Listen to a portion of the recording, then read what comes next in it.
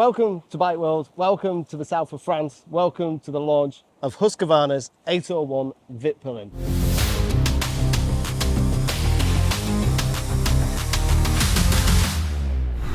So this is a very quick introduction because this is the Vitpilen 801 from Husqvarna, brand new bike, sister bike to the SmartPilen.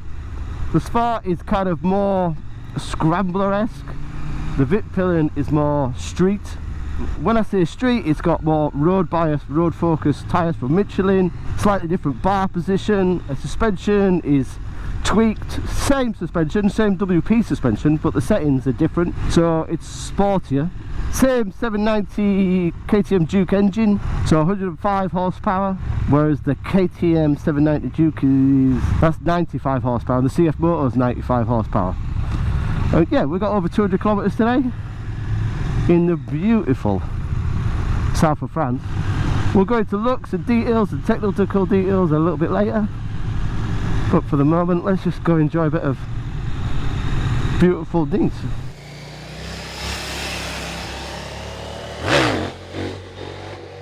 So now I'm into dynamic mode. It changes the throttle response. This is the optional mode. I can change the slip adjust, the throttle response, the anti-wheelie and the ABS. I could change the ABS in the other modes, but I can't change the anti-wheelie and the throttle response and the slip adjuster in any of the standard riding modes. So if you want to delve deep and start to play with the modes, then you need to pay for that extra dynamic mode. If you're not that bothered and you're just happy with the 3 standard modes, then you don't have to shell out the extra money for the dynamic. I'll tell you at the end of the video whether it's worth it or not. I'll play with it a bit today and we'll find out, but for the moment I'm just gonna go into the standard mode in sport, and then I'll switch everything off for obvious bloody reasons. Now look at that, that is pretty cool. This has got a few little extras like the Remus exhaust, the bar end mirrors and a few trinkets of carbon fibre. But the bike we've been riding is completely standard with the conventional mirrors. Interesting bike from Husqvarna because they've already launched the SmartPilen, and then this is the sister bike, which is the Vitpilen. And they've done the same thing with the 125, they've done the same thing with the 401, and essentially they offer 2 bikes on the same platform. So it's like, we don't really know what to do with the design, so we'll give you 2 options. We'll give you kind of like a scrambler-esque version with kind of off-road biased tyres, and we'll give you kind of a street version with road biased tyres. So for example, on this model, we've got the Michelin Road 6. We've got more road biased ergonomics. It's not as radical as it once was. If you can remember Vitpilens from many years ago, they were kind of like cafe racer, kind of dropped down bars that weren't that comfortable at low speed. And this is very different. This is a little bit more upright, but still sporty.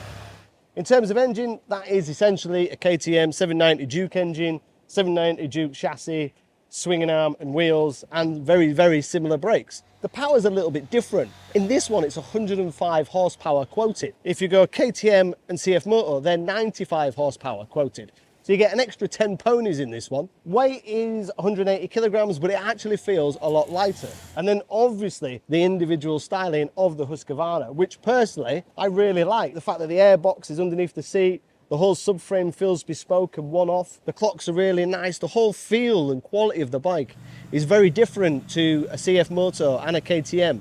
Even though they share the same engine platform, it feels like its own kind of personality. It feels a different bike. And when you ride it in beautiful location like this in the south of France, and you're checking out your reflection in shop windows, it looks cool. It even sounds cool. I like the fact there's a little barbel on the exhaust. It's all Euro 5 plus. So the police in blue aren't going to come chasing you. It's not that loud.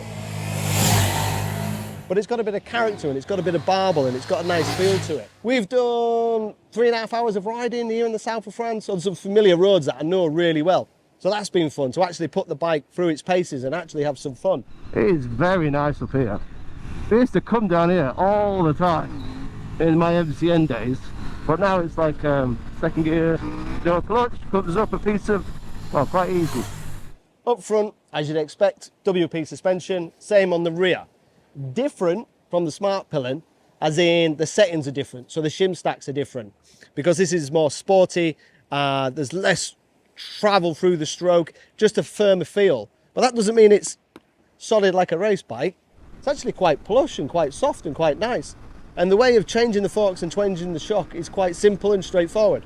So if you want to change the fork settings, it only takes a fraction of a turn to make a dramatic difference. In terms of rider modes, we have the optional dynamic mode fitted. In the optional dynamic mode, we can trim the throttle response, we can trim the rider aids like the wheelie control, we can trim the traction control from 1 to 9 should we wish. And don't forget, all those rider aids are lean sensitive. Personally, I don't know if I'd go for the dynamic mode because the standard modes are perfectly fine. And if you want to pull big fat second, third gear wheelies, just switch them off. You can do it on the move, switch off the traction control, close the throttle, press the button, second gear, third gear, any gear you want, it'll sit on its back wheel for as long as the road is straight. It's such a fun, flickable, enjoyable bike to ride.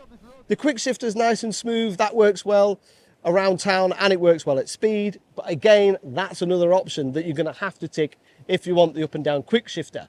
Personally, I would have the quick shifter over the dynamic mode every time. As I said, we've got a real good opportunity to push the bike and really enjoy it. The roads have been really changeable. We've had damp patches, wet patches. And as a road bike, I think it makes a lot of sense. As a road bike, it's really good. But I just feel it could go a little bit more for me. I know how good that chassis is. I know how good that engine is. I know that if we took that bike to a track, it would handle it. I've not got ground clearance issues. I've not got brake fade issues. I know if we put some stickier rubber on, we could have a lot of fun because the limitations of that as a handling package, when you really open the gas, isn't the chassis, it's going to be the tyres. Where interestingly on some bikes in this category, bikes from Japan and this middleweight nakeds, the limitation is the chassis and not the tyres, where this is the other way around. So it'd be interesting when we put the bike against the competition. The competition is going to be difficult, I'll be honest, because at just over £10,000, the Husqvarna looks stunning, feels quality and is very high end, but it is expensive. Then add to that the quick shifter, then add to that the dynamic mode, and it starts to get pricey. We can't ignore the fact that it's based on a KTM 790, which is considerably cheaper. However, the KTM doesn't have the finish and appeal and look of the Husqvarna, and it's 10 horsepower less. And if we want to really delve in and go a little bit lower, there's a CFMOTO that has the same engine, pretty much a similar chassis, pretty much a similar swinging arm, which is even cheaper. But the CFMOTO doesn't have the fueling of this, it doesn't feel as quality as this, but you can't argue it does have the same engine. So it'll be interesting to see where budgets go, and it'd be interesting to see what your comments are below on the Husqvarna 801. But as a ride it in isolation, does it make you feel good? Does it look good? Yeah. Have I had a thoroughly enjoyable ride in the south of France? Yeah. If we could stay another day, I'd pick that bike, enjoy the amazing roads in the south of France. I think I look cool, I probably don't, but that's what bikes are supposed to do, and that's how they make you feel. Like as I say, the big question mark is going to be the price and the competition. So let's get those discussions and comments answering below, and we'll get back to you if you've got any questions.